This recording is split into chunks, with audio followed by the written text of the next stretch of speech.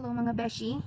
For today's video, samahan niyo po akong pumunta doon sa kabilang barangay ng Pujairi Terrace. At yan, pakyat na po tayo sa hagdan na made of steel. Habang pumunta po tayo dyan, ikot-ikot lang po tayo, tanawin po natin ang magandang tanawin. O, diba? Ang init.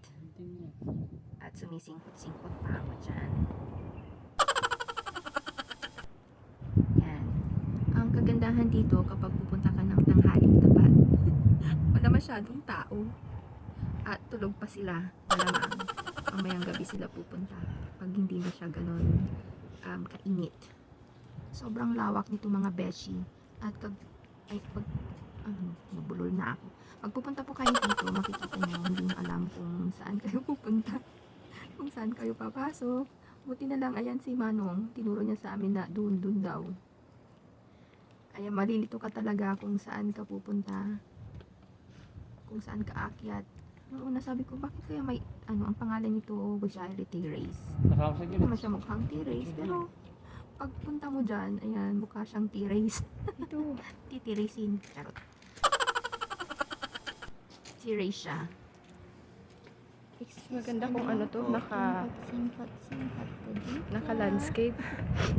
At sinisipon ako ng time na yan. Under construction pa ito kasi nung pumunta kami dito, madami pa pong mga gumagawa. Naisip ko nga, ano kaya yung rice terraces?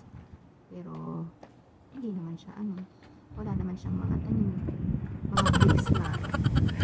Terrace made of bricks or bato or whatever. Ay, naku. Anyways, tingnan nyo na lang yung mga tanawin dyan. Never mind yung voice over ko kung ano mga pinagsasabi ko dito kasi wala akong masabi.